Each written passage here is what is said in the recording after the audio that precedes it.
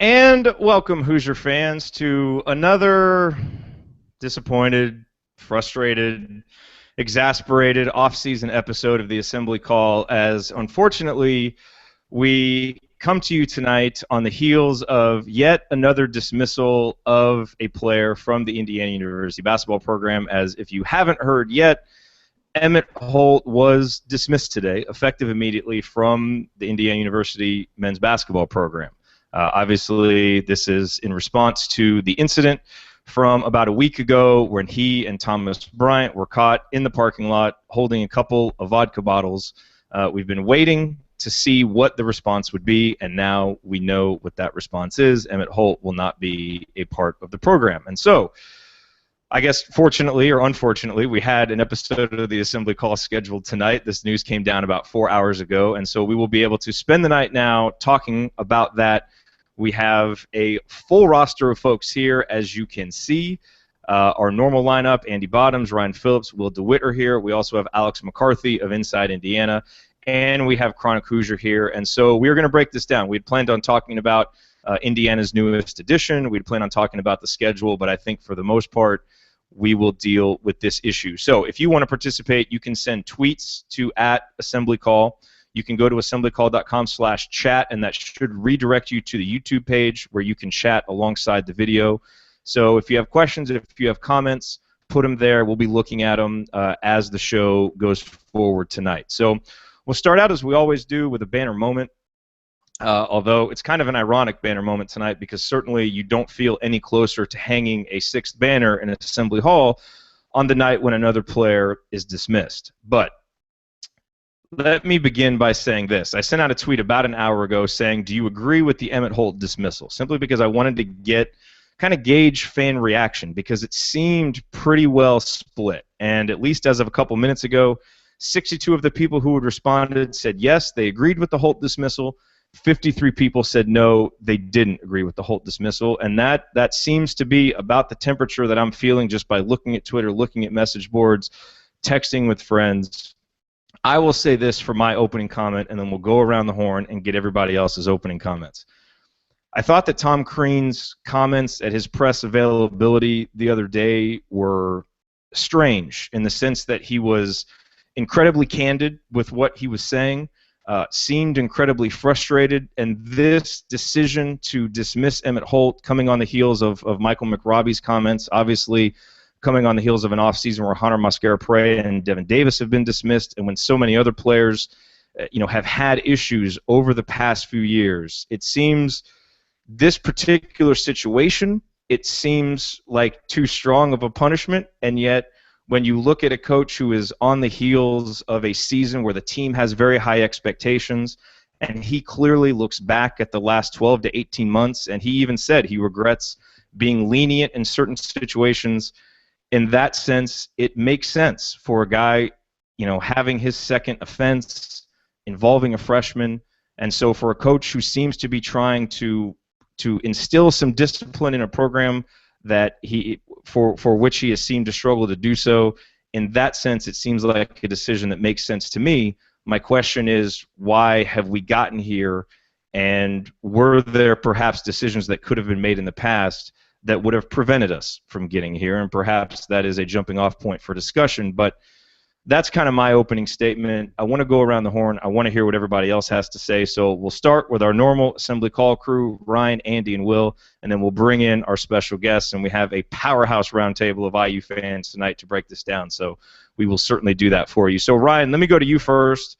Get your thoughts. I know you said in our little pre-show meeting that you had a rant. Let's kick it off with your rant, what you think about today's decision. I just don't. I'm really disappointed. I loved Emmitt Holt. I was a big proponent of his. And after last season, and normally 2 drinking tickets, we talked about this before the show, but normally 2 drinking tickets is probably not enough to get you thrown off the team. But given what happened last year with the Devin Davis incident and everything Holt said about, being apologetic and all of that stuff and feeling horrible, the fact that he was with another freshman in almost the exact same situation, drinking in a car underage, that just shows such awful judgment. I think that regardless of other incidents that had happened with the team, I think he would have been thrown off. Indiana has a chance to have a special season, and a big part of that is one of our freshmen who was involved in this incident. And the fact that Holt, knowing what he knew about the consequences of stupid actions like having a drink underage can have on a season, the fact that he brought that guy that's such a key to the season with him and was hanging out with him and made it seem like it was okay to drink was just, it's mind-boggling how stupid that was. And so I think that this expulsion or whatever we're going to call it, dismissal, was completely earned. If we're going to talk about also Tom Crean's statement, I think one of the things we saw for the first time was it was not frustrated Tom Crean. It wasn't, well, that's a bummer, but here's the silver lining, Tom Crean. It wasn't the guy who always tries to spin things relentlessly positive. He was pissed. I mean, and I think that's the first time I've seen him genuinely just purely upset and angry. Not, obviously it's Tom Crean, so he's not going to come across screaming or anything like that, but that was not disappointed father figure Tom Crean. That was, I'm pissed off because they're ruining this for me and other people as well, and the guys who were doing things right on the team. So I think that was a first, and I think that it's the right move. We'll see what happens. Maybe a leader will emerge from this, but as of right now, I mean, yeah, it's a huge bummer, and you lose a player who we all believe, I think, was going to contribute pretty significantly to this team. But it was the right move, and ultimately that guy made his bed, and now he's got to lay in it, and it's a bummer because I really would have enjoyed seeing Emmitt continue to play at Indiana. Andy, what's your bottoms line on the dismissal?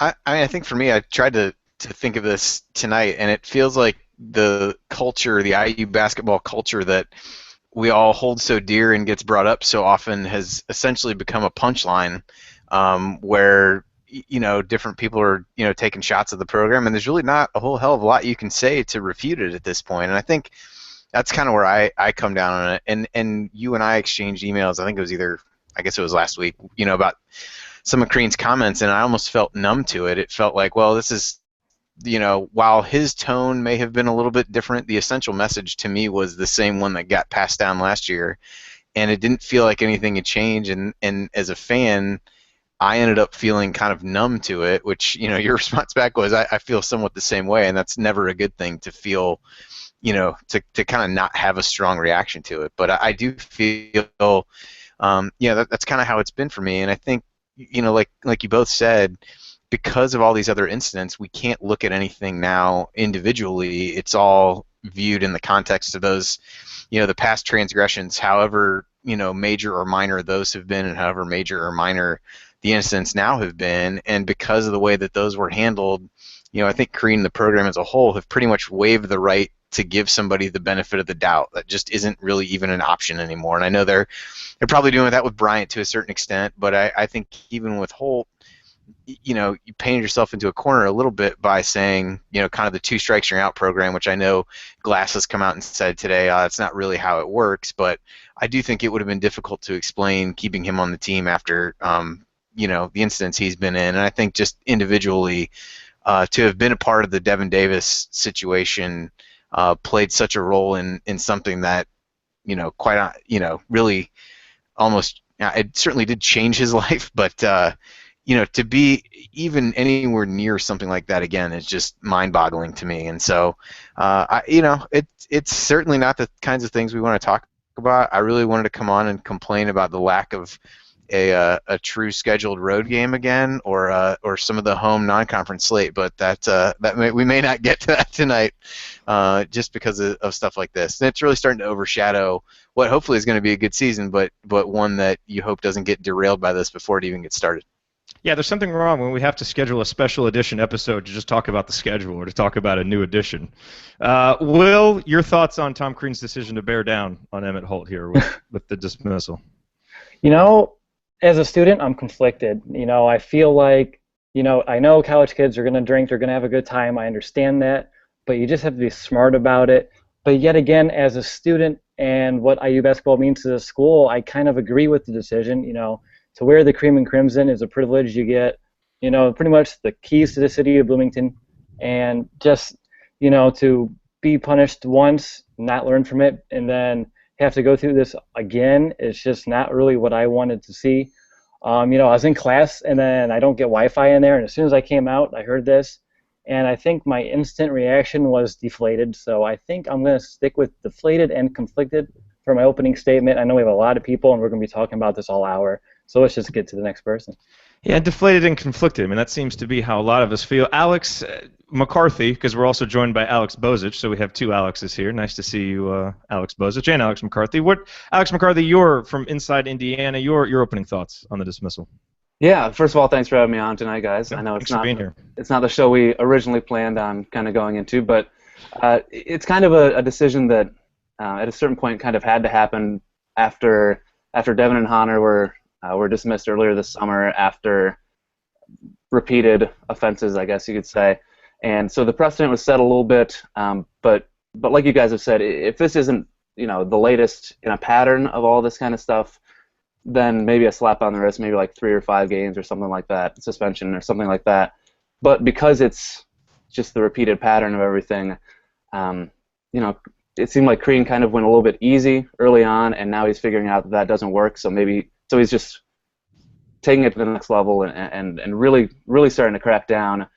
And I saw that Fred Glass said it's not a 2-strike policy necessarily, that it's kind of a case-by-case kind of thing. But at a certain point, I'm sure Crean has said something to his team about, if you get caught 2 times, 3 times in this kind of situation, we're going to have no choice but to dismiss you. And the fact that Emmitt had been involved in, because this one wasn't serious whatsoever. I mean, like you guys have said, it's, college kids do this. College kids do stupid stuff like this. But because he was in that life-threatening situation last year, which was more on Devin Davis than it was on Emmitt Holt, as unfortunate as that is, to send that kind of message is something that Tom Crean kind of has to do after so many incidents over the past couple of years.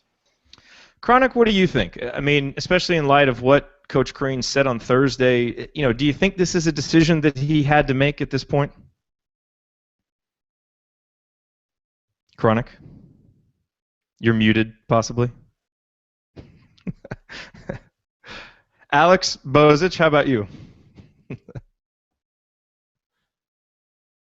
have lots of people muted here. Okay, there we go. Sorry. To an extent, yes, I think it was a decision that had to be made. I think there's a kind of echoing what Alex McCarthy said. I think when Honor and Devin Davis were dismissed earlier in the spring, that kind of set I don't want to say that it was a precedent, but obviously those two guys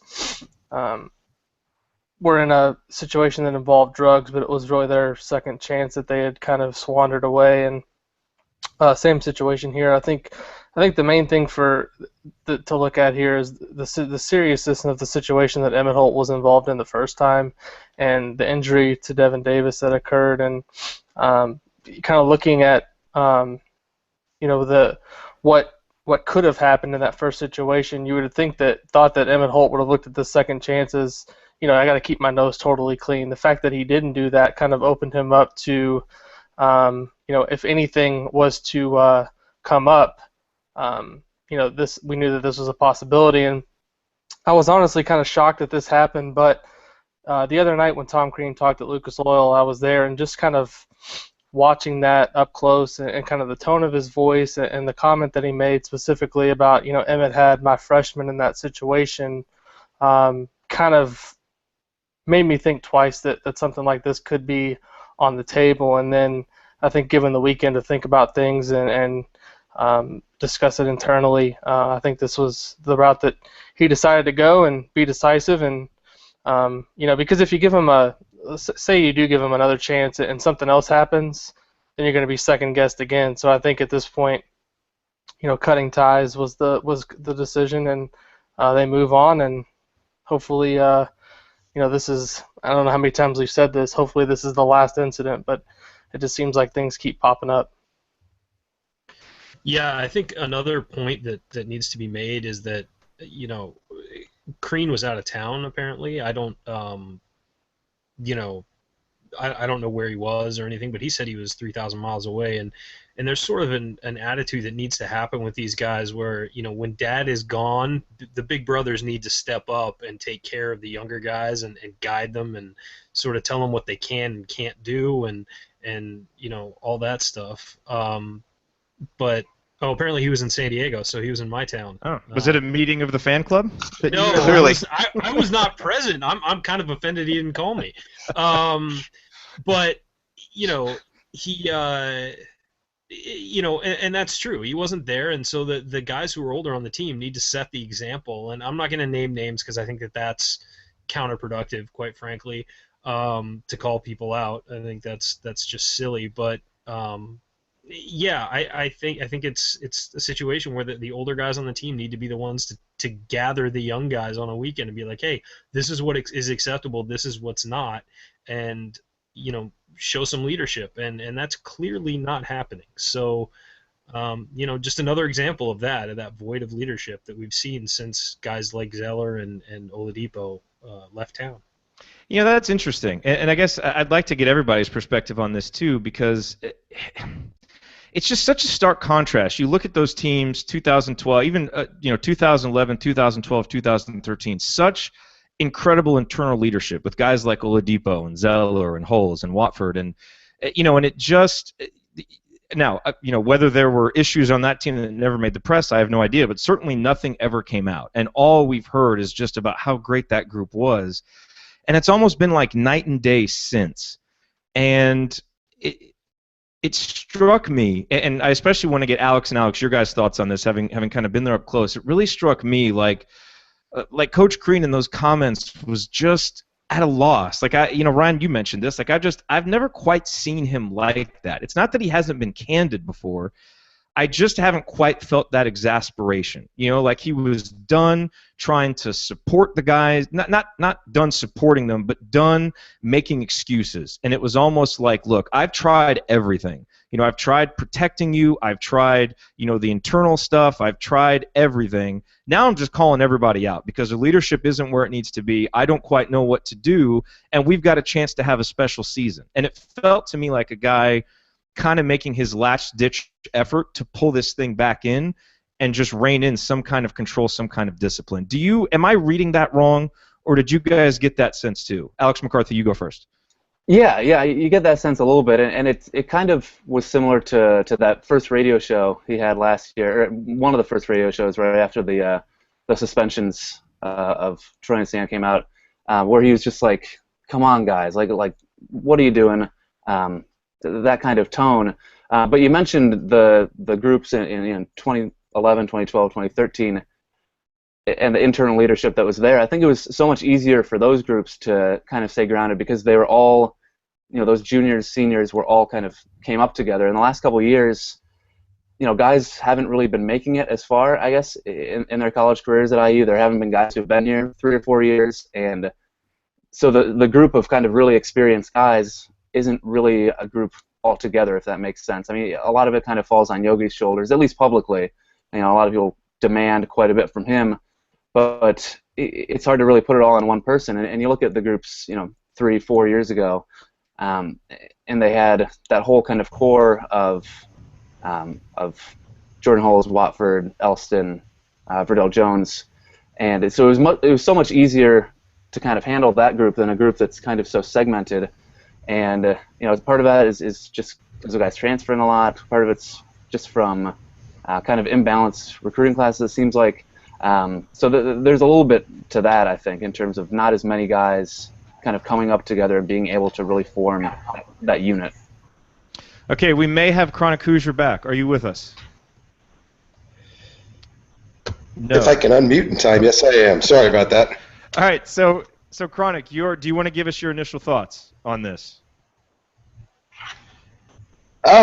Initially I think this sucks. I think it sucks that we're sitting here talking about issues that don't involve, basketball, at least not the issues we'd like to be talking about. I think it sucks to see another young man's future go off the rails at IU. It's unfortunate. It's unfortunately a long pattern of those guys. I think it sucks to be starting another season, and now we're missing 6 scholarship players who finished the year with us last year total. 3 by their own volition, 3 by dismissal. Throwing Nate Ritchie there just because he's another 6'7" body that's not going to be around for us. I think it sucks that Emmitt is kind of paying the price for all the prior transgressions of his teammates. One thing that really left a bad taste in my mouth after the Halloween incident was the culpability that he got saddled with in this. And yes, make no mistake, he broke the law. He consumed alcohol as a minor, and that's not okay in the eyes of the law. A more pragmatic view would say he did what pretty much every single college student in America does, but not excessively. I mean, when you look at it realistically, Emmitt was essentially the designated driver last year.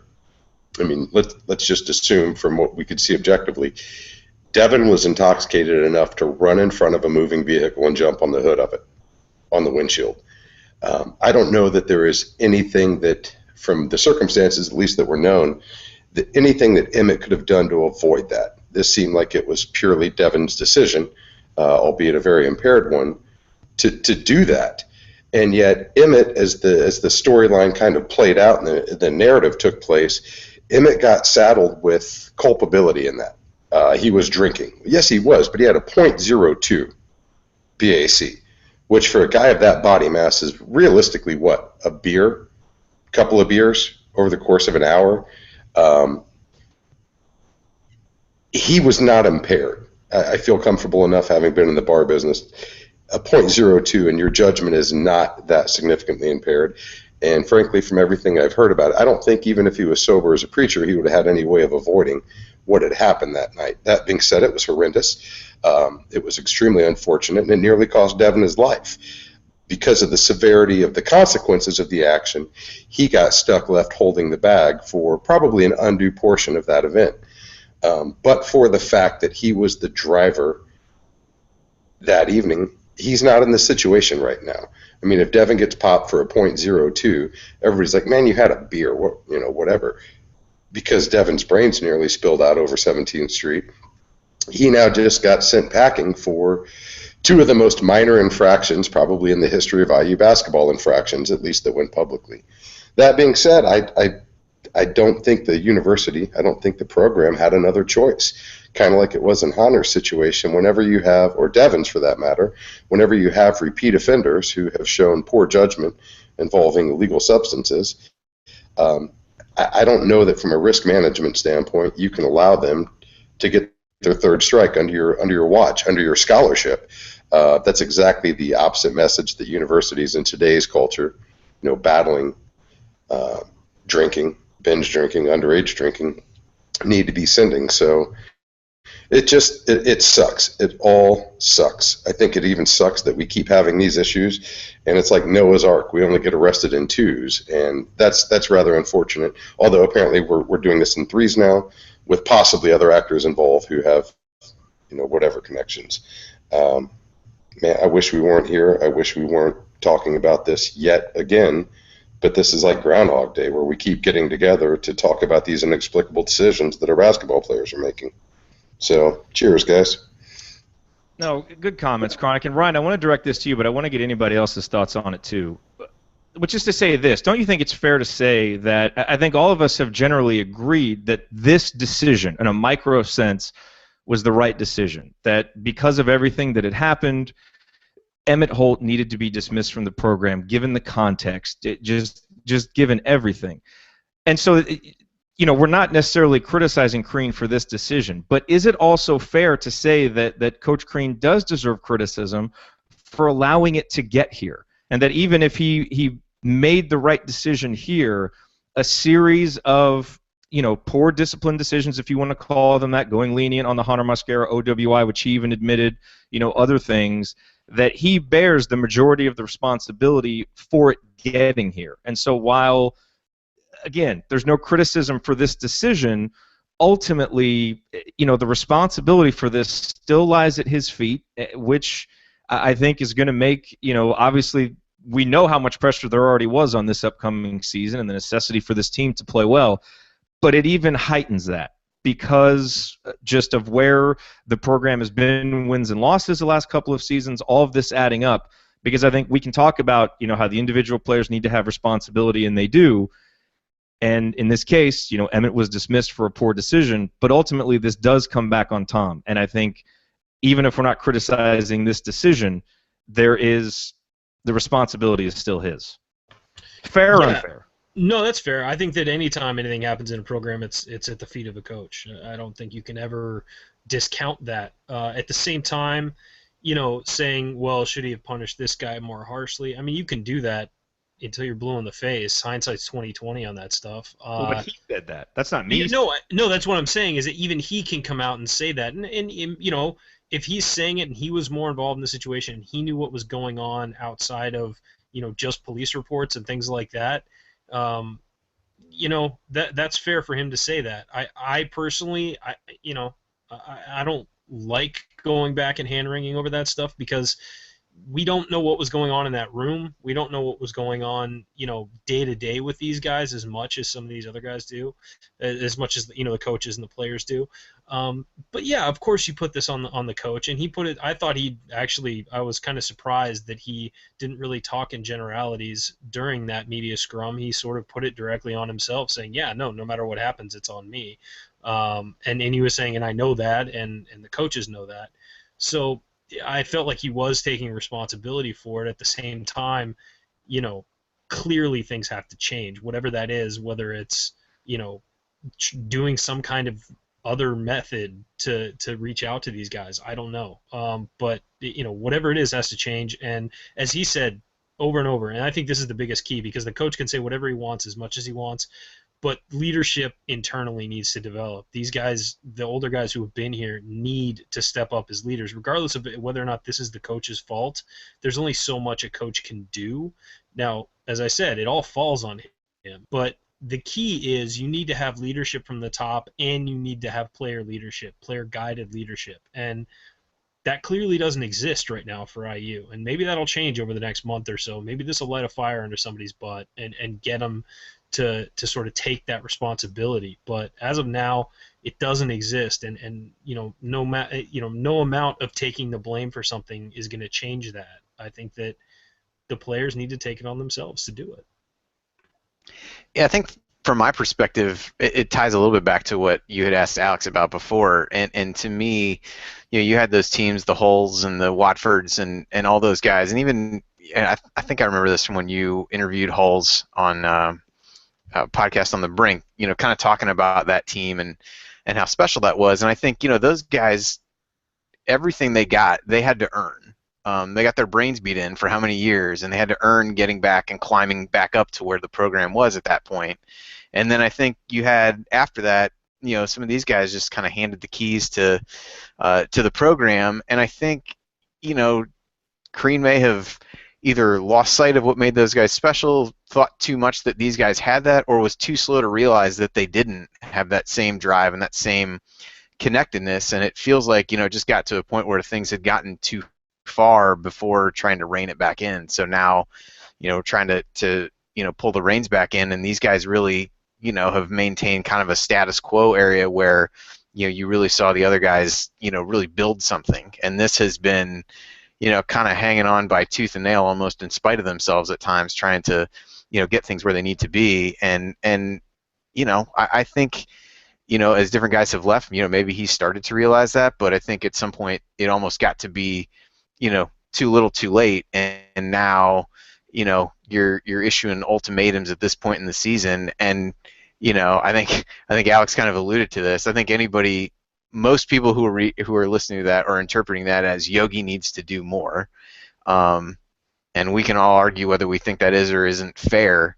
But it feels like that's kind of like, you're heading into your senior year, you're issuing that ultimatum, and I just wonder what you think you're going to get different than what you've gotten in the past from him, if that's what you really expect. I mean, he clearly knows what you expect at this point, and maybe he is or isn't that guy, but I just, at this point in time, he's the guy who's been here the longest. I don't really see, Troy doesn't seem like that vocal kind of guy. Zeisloft hasn't been there that long. So, to me it kind of looks like, well, who else are you asking to do that? And so that's the other part that seems, a little bit odd, is that it felt like that was a semi, but not so semi-veiled shot at his leadership.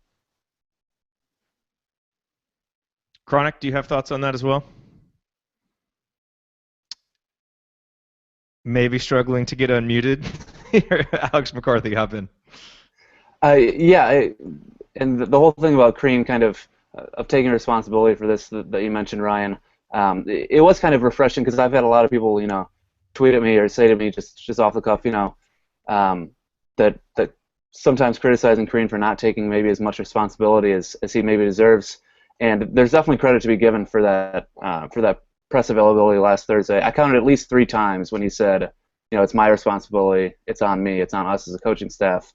But there was kind of I wrote down one of his quotes that was, he said, "I understand this, I really do, I think our entire staff does, that we are responsible ultimately for their behaviors, but we are sure as heck not responsible for the choices they make." I thought that was kind of interesting and not the most clear thing that I've ever really heard. And I was kind of interested to see what you guys thought about what exactly that means. Because choices and behavior, to me, are kind of, similar because, our choices, there's that old adage, our choices make us who we are. And maybe part of this is just a consequence from him sometimes sending mixed messages like that. I'm just, I don't know. I listened to that a couple of times and I thought, what exactly does he mean by that? So I don't know. I don't know what some of you guys might have thought about that. I struggle to understand exactly what he means by that too, because it does seem somewhat like doublespeak there. I mean, he's kind of, kind of covering all bases. Here's what I've struggled to wonder, or here's what I've wondered, what I've struggled to understand is, a struggle for accountability on and off the court has been the issue with this program for the last few years. We've seen off the court, but we've also seen it on the court, where one season it's a turnover issue that just can't get fixed no matter what, no matter. Crean, until he's blue in the face, can't really do anything to fix it. Defense last year, we couldn't really fix it. There seems to be, the last few years really seems to have manifested itself more than it did in the years before that, but just an inability on his part to demand and get the accountability on and off the court that it's really going to take to get the program to the next level. And I think, Coach Crean has done a great job in so many different ways, and I just wonder if at all we're hitting the ceiling on where we can go. It just feels like we keep getting to the same point now for these last 3 years where the issues off the court, it seems like we fixed them, but we haven't. And the issues on the court, one issue, it's like whack-a-mole a little bit. One issue is fixed and another one crops up. And, we continue to seemingly recruit well, and yet, we have issues with guys and guys coming in and out of the program, and it just seems like we can't quite take that next step. And I wonder, if this decision, if this allows us to move forward, and maybe this is the discipline that's needed,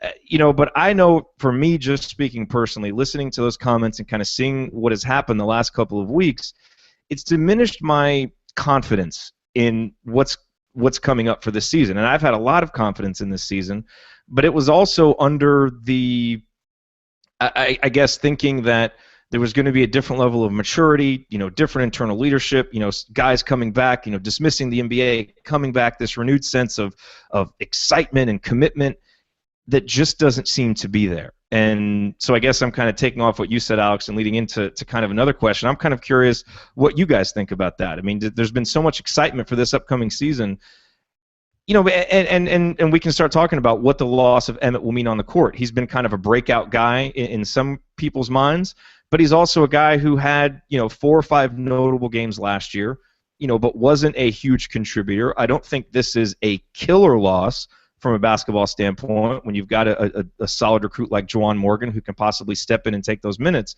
But it's not necessarily what you lose with Emmitt the player. It's what the last couple of weeks has represented for a program that I thought was moving forward that seems to have taken another step back that has me questioning things more than anything else. And I don't know if anybody wants to jump in and take that.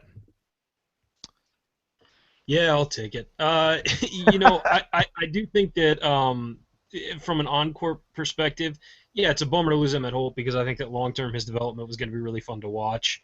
Yeah. I do think Juwan Morgan can probably gobble up those minutes if he gets playing time early in the season in the non-conference. But now, basically you've got Max Bielfeldt down low as the only real veteran you've got as a quote post player. I mean, Colin Hartman can fit in that role, but really he's more of a perimeter oriented guy.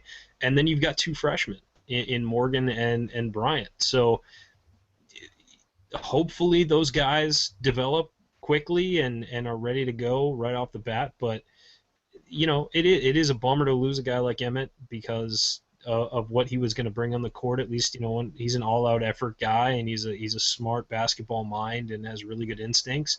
Unfortunately, those didn't transfer off the court. So it's a shame. It really is. But at the same time, I don't think it's a killer from a basketball perspective if we're going to look at it that way. Yeah, I agree with Ryan from a basketball perspective. I think it obviously hurts the depth, but it was interesting. Shortly after this was announced, there was a thread that popped up on our forum was asking if we felt if this changes the ceiling for this team, and I don't really think it changes the ceiling just because Emmitt Holt was probably the seventh or eighth man. I don't think he was obviously a primary player on this team that was going to be playing more than 15, 20 minutes a game. Just kind of going back over some of the stuff you were talking about earlier, Jared, with kind of what's changed maybe from the culture back during the Holes, Oladipo, Sheehy years to now. I think one of the things that really kind of stands out to me is it's hard to build that culture when you have so much turnover, whether it's guys leaving for the NBA, whether it's guys transferring, whether it's just taking guys that maybe don't really fit the culture to begin with. It's kind of hard to build that accountability when you don't have everybody on the same page. And I think one thing I noticed, covering the previous group of players, it seemed like they were all accountable to one another. They didn't want to let each other down, and I don't feel like these guys always get that. You have to not only. I think Crean made a good point the other night. Being a good teammate is not just looking out for yourself; it's looking out for each other. And I think there's been some instances with this group of players where there's guys that are really just looking out for themselves and not really looking out for the betterment of the team, not only from a leadership standpoint but also off the court. And I think that's something that's definitely going to have to change in the next few months if this team really wants to be able to reach some of the goals that it has, which is obviously a run to try to compete for the Big Ten and go deeper in the tournament. Yeah, I think one other thing to jump in on with this, I guess two quick things. One is kind of go back to that group. We saw the the Holes wedding and all those guys coming back. There is nothing about this group or these groups these last couple of seasons that would lead me to believe anything like that would happen. Those guys were just so close and truly cared about one another enough to be there, even for events now in their lives, which I think says a lot. But otherwise, kind of going back to what we were talking about before with Yogi, I guess to be clear, I'm not sure that it's fair of him to be asked that for exactly the reasons that Alex said to a certain extent.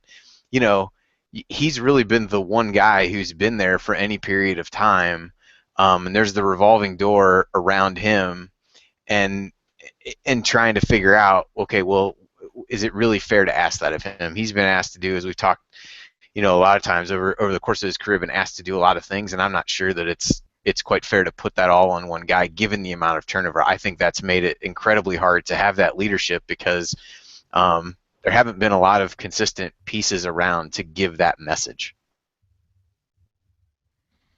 Hey, Will, let me ask you a question real quick. And I wanted to get to this earlier, but this whole notion of they're just college kids. It was just a couple of bottles of vodka. They're going to drink this, that, and the other. You're in college right now, and we've all been in college before, but I think it's interesting to get the perspective of someone who's in college on campus right now. How do you contrast that, the reality that we all have of our college experience, with the comment Tom Crean made of, you're not playing at Indiana, you're playing for Indiana, which is obviously a big difference, and living up to that tradition and seeing yourself as more than just a student, because you represent something bigger, which, frankly, as I grew up as an Indiana basketball fan, that's what I always thought of IU basketball players as, and I just thought that's how they viewed themselves, and that's how it was. And that doesn't I won't say it's not the case, but it doesn't always seem to be the case with some of the guys of the last few years. How do you reconcile that and the responsibility these guys have to the program and to somewhat be role models, because that's kind of what we're asking of them, but also to be college kids and to grow up? Yeah, that's like the tough question because, as a college kid, I understand they're going to want to have have a fun time and everything. But at the same time, like you said, they're kind of employed by the university in a way that they get a scholarship. Their school's paid for. You get to play basketball for Indiana. So I kind of, it's kind of difficult because you understand they want to have a good time, but they do need to be held kind of separate, than the other students because they are, like I said, they are kind of employed by the university. And at the same time, I don't know, it's just very difficult because I know they want to have a good time and they want to enjoy their experience here, but they should do that on the court and win championships because that's why they came here. They are basketball players, and I just think, I'm kind of at a loss for words right now just with this whole thing, really, to be honest. A lot of us are, because I think a lot of us thought we were past this, and unfortunately we're not. Exactly. Alex McCarthy, let me get your thoughts on this. There's so much enthusiasm. The great irony is that the biggest or the most optimistic outlook for IU's season was Lindy's picking Indiana number 4. And I think it was literally later that day or maybe the next day that the story broke of the citation for Emmitt and Thomas Bryant. Lindy's jinxed us. Thanks, Lindy's. So, Alex, this is why we can't have nice things. This is what happens. It is. How do you think this, what's happened now? Because obviously, I mean, Hunter Mascara-Perea and Devin Davis being dismissed does not seem like it was this offseason. I don't know. It seems like it was 2 offseasons ago, but that was just this offseason. And now you've got this dismissal that's coming, here we are in late August. There's 1 month. I mean, shoot, in October, Hoosier hysteria happens, practice happens.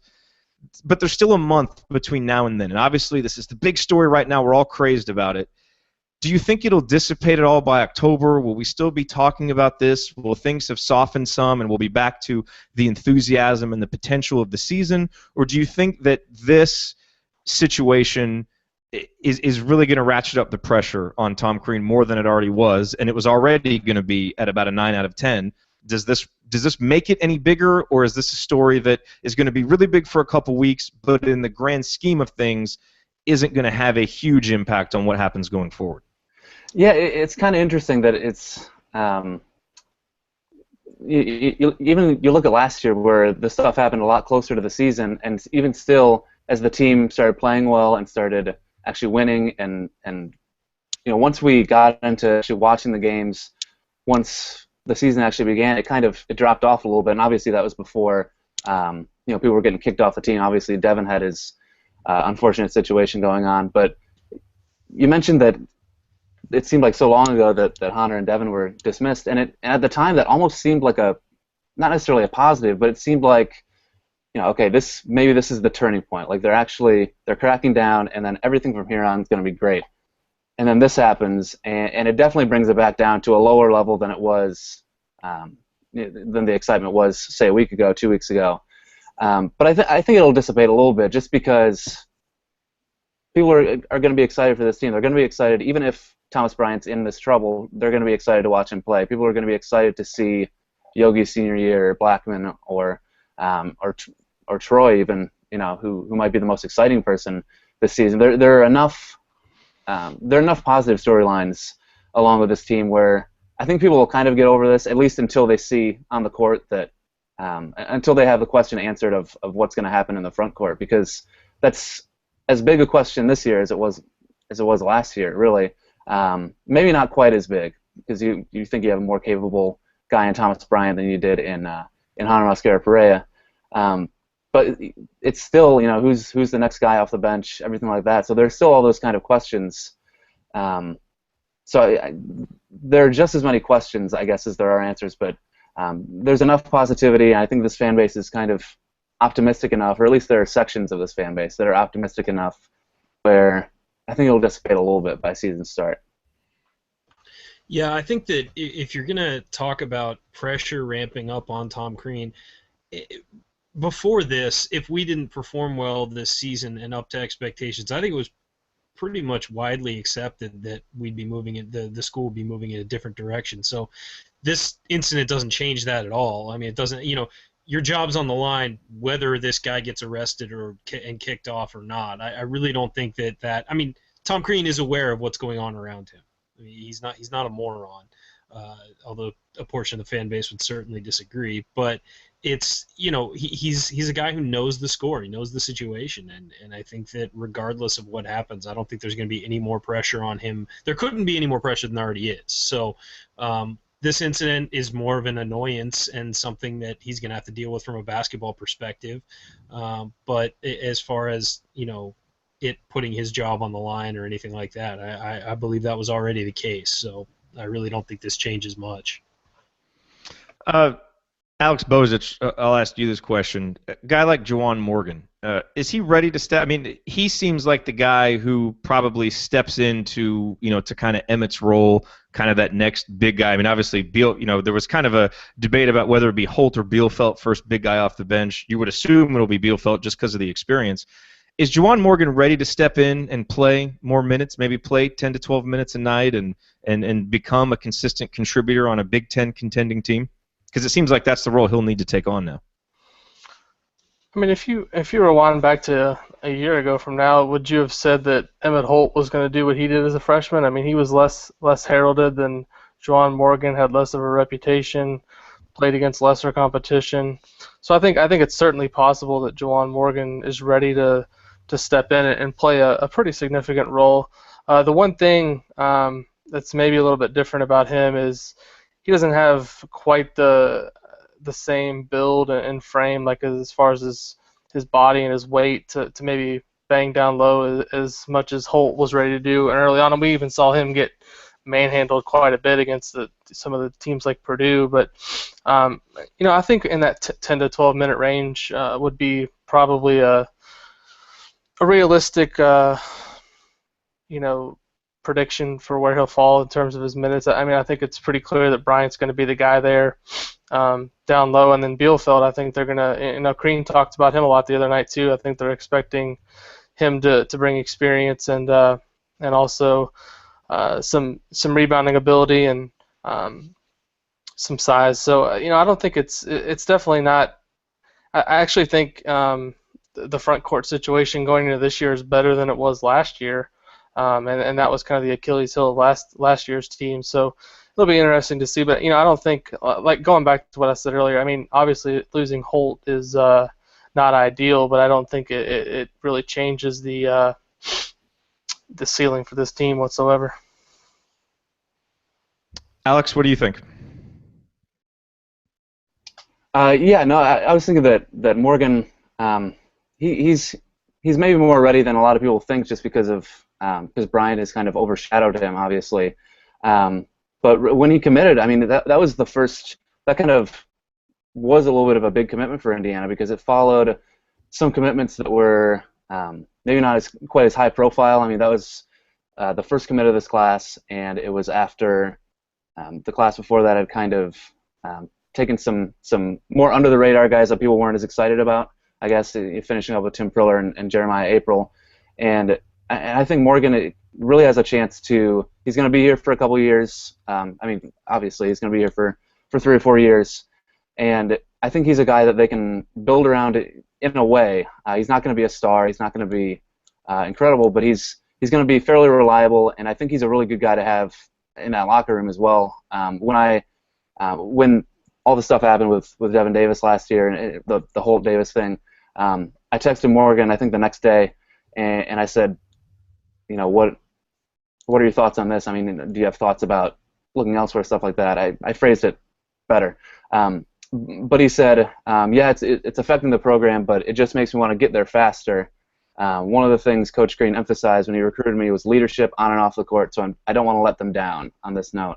And I think that's something that was, and it got a really good reaction from IU fans, and that's something that people, I think, are really excited to see. So I think that could be another side of Juwan Morgan that could really help this team. And there was Fred Glass said that there was another freshman in the car during this thing. So if it was Morgan, I guess I'll look kind of dumb here, but it seems like he's kind of a good guy to have in that mix down low.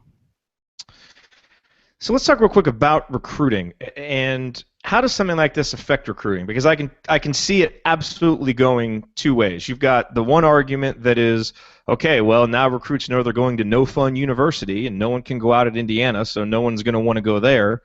But then on the other hand, just this past season we had Thomas Bryant's mother who said that she wanted him to go to Syracuse because she thought it was, kind of a better place, I guess, with fewer troubles than Indiana. Of course, he ended up going to Indiana, but that there are parents like Mrs. Bryant and like the Zellers and many, many parents who, would want their sons going to play for a coach who will draw a hard line and will instill discipline. And it would at least seem with recent actions that Tom Crean is trending in that direction. I mean, is this just split down the middle and it's totally just dependent on the kid and the family and we can't draw anything from it? Or do you think this affects it one way or the other? Alex Bozich? I think it's situational, but I can tell you that from talking to a parent last night of a kid, Curtis Jones, that visited over the weekend, it doesn't seem like it's changed his, he spoke pretty,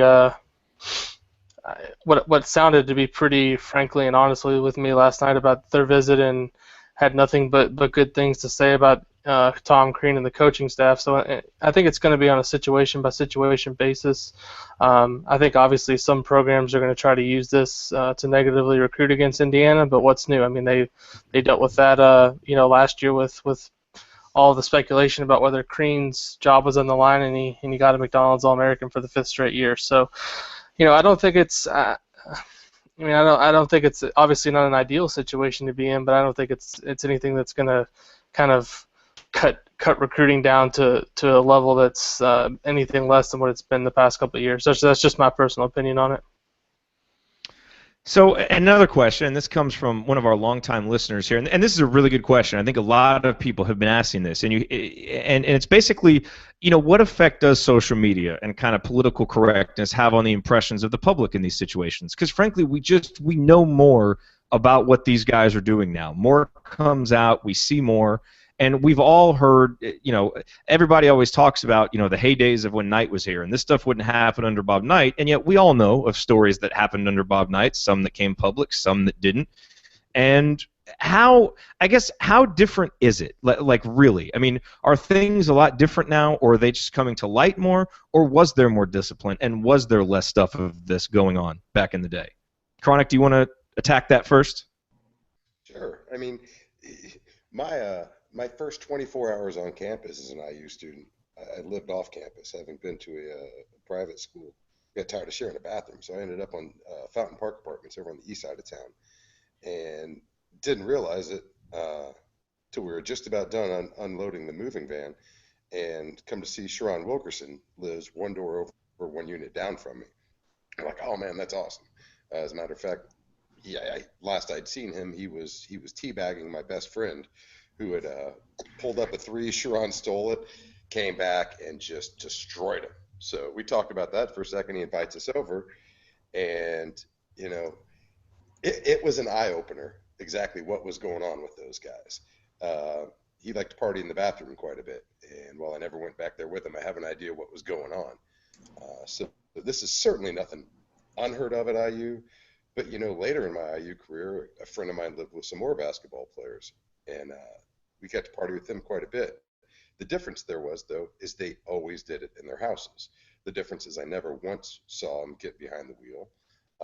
The difference was they didn't do anything that, brought attention upon themselves doing what they weren't supposed to be doing. That was always Knight's rule, is there's no bars during the season. And they knew damn well there was going to be consequences if they violated that rule. And they seemed to honor his rules quite firmly. Will, what are your thoughts on this? Social media has definitely changed the game. You look at it in the past, even if players did go out and have a good time, I mean, the only way they would get, caught would be if they got arrested and then that was in the newspaper. But, nowadays, if it does happen and they do get caught and it's in the newspaper, then it spreads across the entire nation, the world even, in an instant. Anybody can talk about it. Everybody hears about it. So, in that kind of aspect, we've also created a society that everyone has their own opinions, which obviously will kind of damper how people look at the program if news like this comes out. So if we do have news like this coming out and everybody's talking about it, day after day after day, I do think, actions, need to have more severe consequences, because other than that, it's just public perception. Ryan? Yeah, think about IU basketball right now. You've got 3 newspapers that cover it very closely locally. You've got maybe 4 websites, several of which are represented here tonight.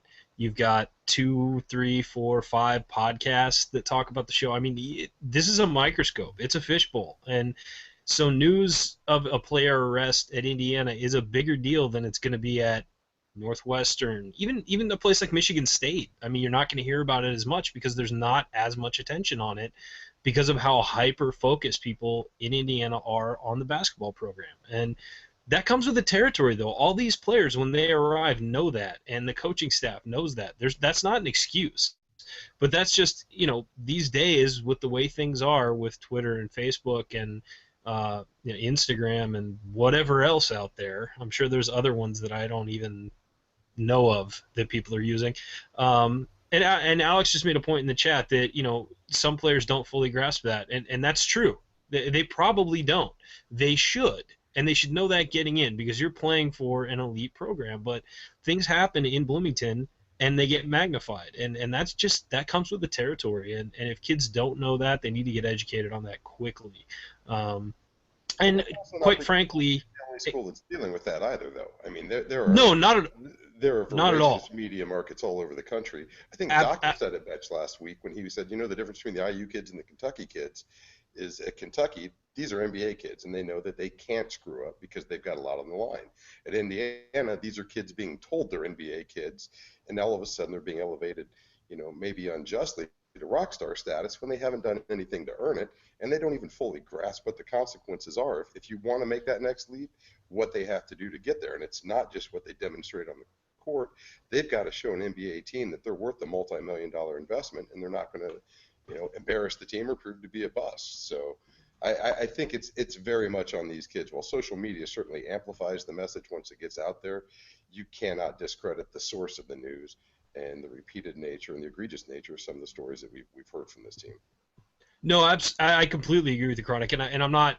If it came across as me saying something different than what you just said, that wasn't what I meant. I mean, there are media markets like this everywhere, but IU is one of them, and it's different than some other places. It just is. Kentucky, you're right. That's another place that is just, it has a huge magnifying glass on it, and those kids, they seem to keep their nose clean for the most part, and we're running into problems. So it's really about knowing, where you are, what the situation is, and what your responsibilities are, and what happens if you don't follow through on those responsibilities. And those kids need to be educated.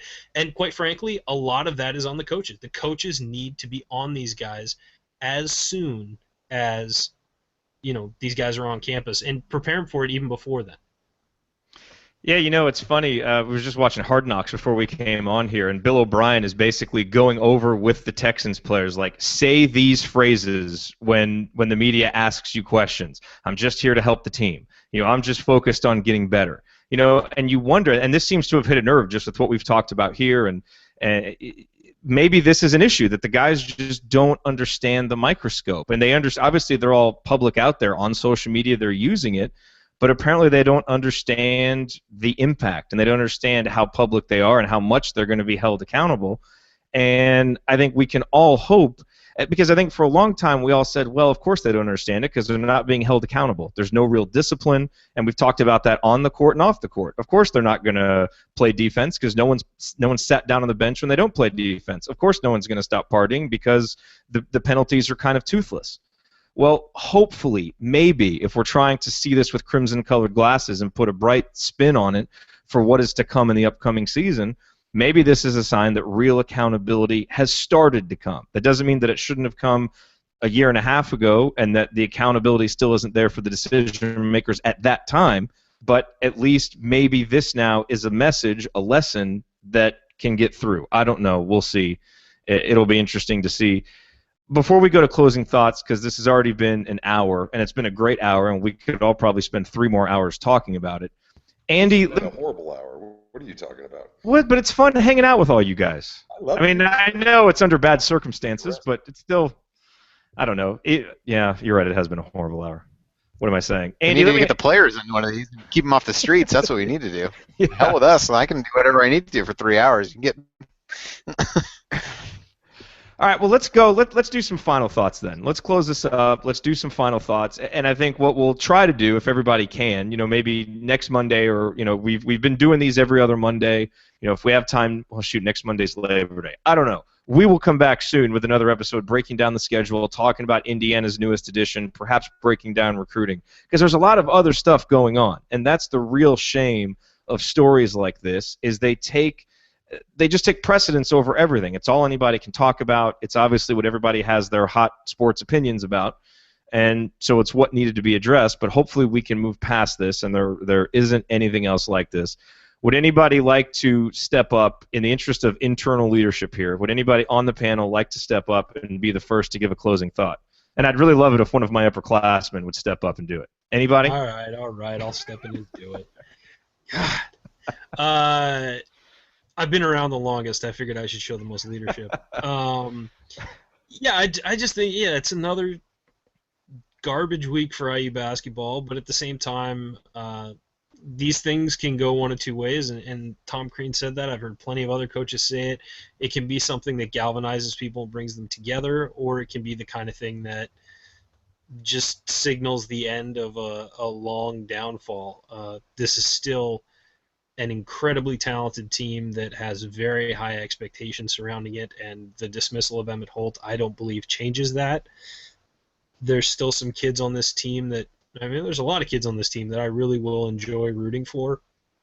But here's hoping that those kids that we enjoy rooting for make smart decisions from now on and see that what can happen if you do make a poor decision, and see how quickly that can come down. I mean, this was not, let's face it, this was not a month after the incident having some discipline come down. This was pretty immediate and pretty quick, and a week and a half ago, Emmitt Holt was on the roster, and now he's not, and now he has to go find another place to play basketball.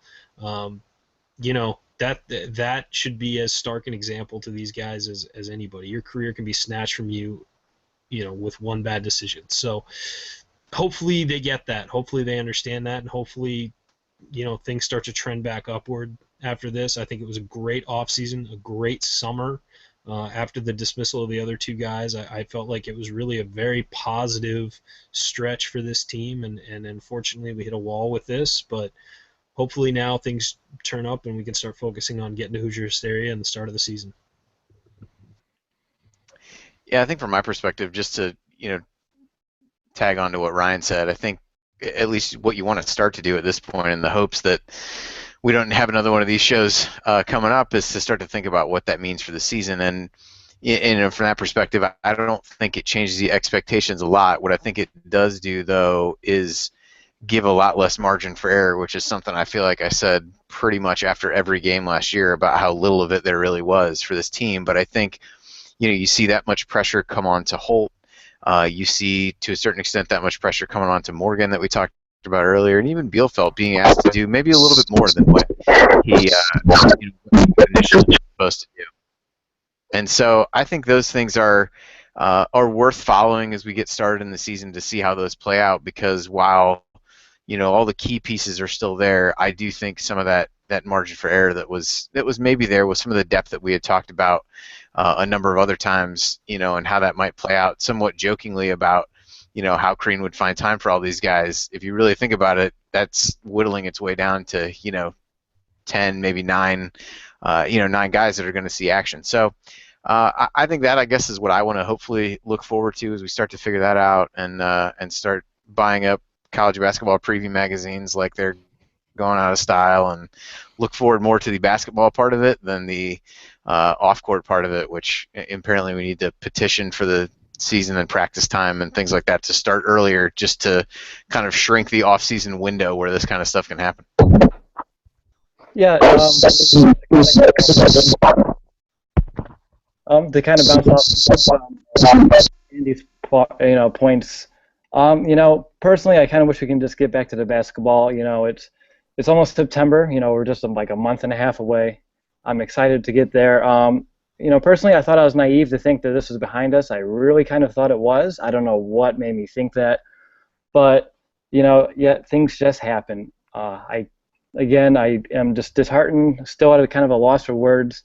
I kind of knew something like this was going to happen. I didn't think he was possibly going to be dismissed, but I do respect Crean for making this decision, and I hope it'll just kind of add to the leadership, and someone needs to step up, and that's where I'm going to leave it. Someone needs to step up.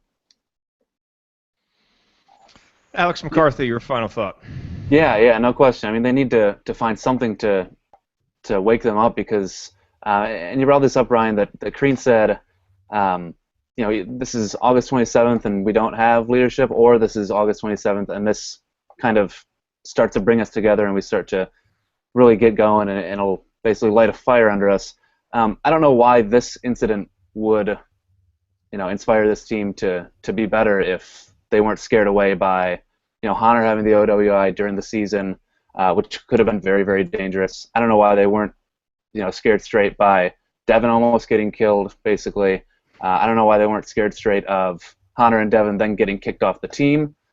So I don't know what it is about this one that would possibly put them back on track. But optimism could become realistic, and maybe these guys will actually kind of get their act together. But I don't know. I'm not really holding out hope that we're done with these kind of stories. And then the last point I wanted to make was just in terms of on-court stuff and Emmitt and kind of excitement going into the season. Emmitt's not a world beater. He's not great, but he was playing really well at the end of last season. He was rebounding very well, I thought, and really starting to come into his own. And the thing is, he would have provided a little bit of depth there, and you could have possibly played Brian and him next to each other, which would have been interesting.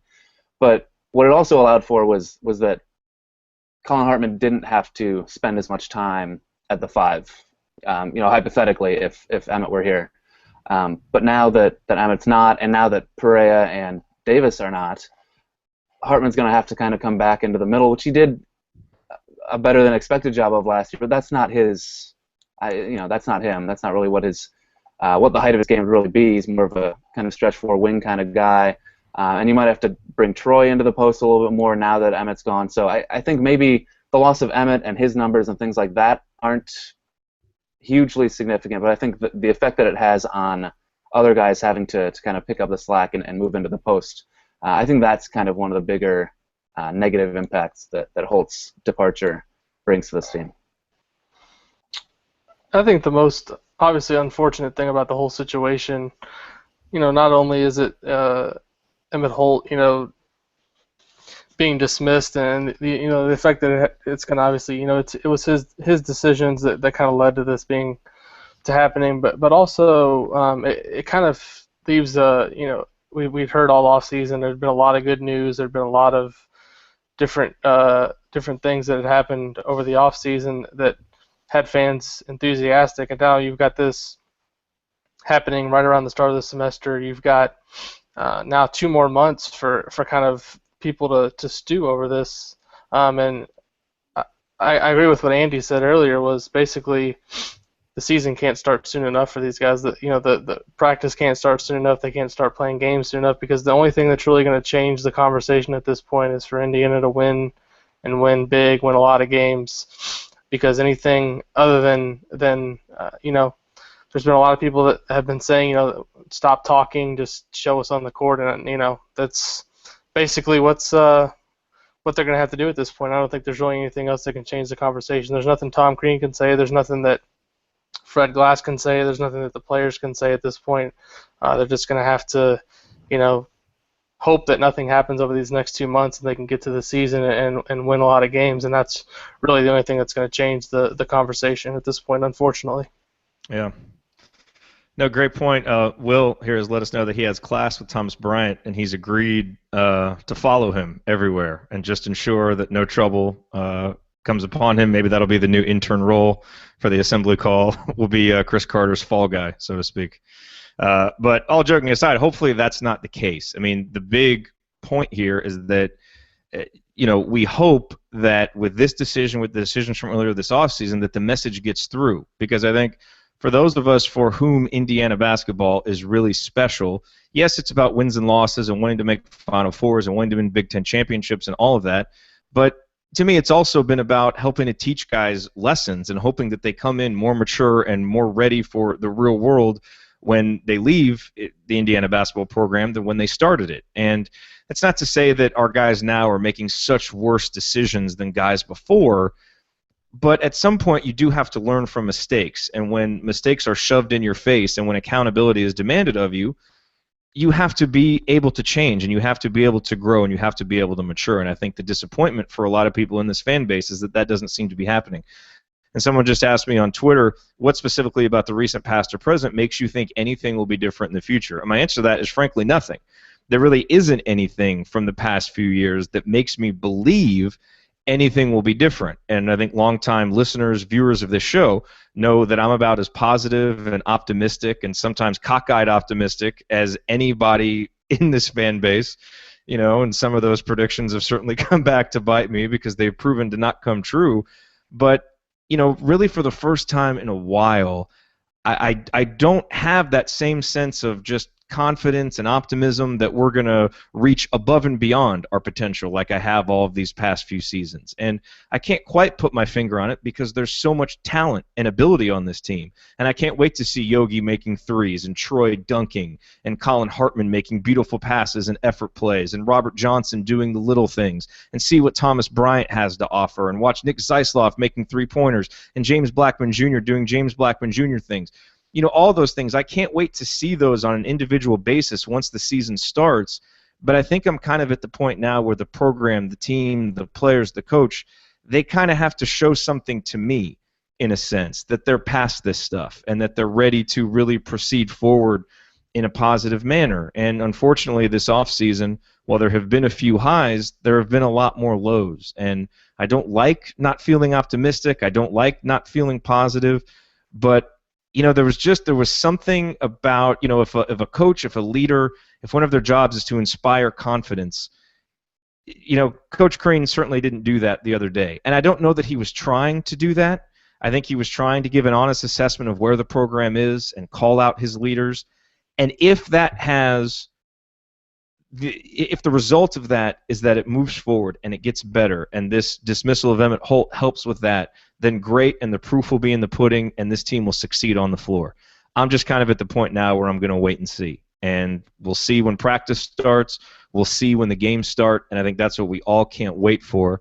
And now we just sit here with our fingers crossed from August 31st until November 13th when the first game is, that we have our full team there and that no one else is gone, there's no other problems. And if we can do that, then we can start the season, proceed forward, and hopefully it can be the season that everybody hopes it will be. And we hope no matter what, whether it's that season or whether it's not what we hope, whatever it is, we hope that you'll be joining us. We appreciate you watching us live tonight or listening on the podcast.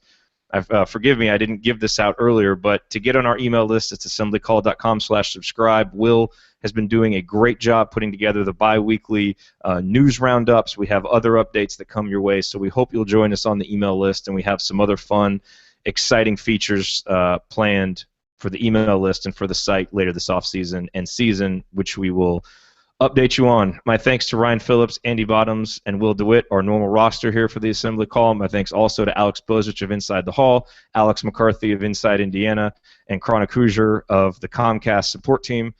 We appreciate all of you guys being here, sharing your thoughts. Everybody who's watched live, who's listened on the podcast, we appreciate you. We appreciate your continued support of the Assembly Call. And whether we have faith that this team, that this program has truly turned a corner, one thing is for sure, we're all rooting that they have. We all hope that they have. And once November 13th hits and that first game comes, we'll all be here cheering, hoping that it's another Hoosier victory.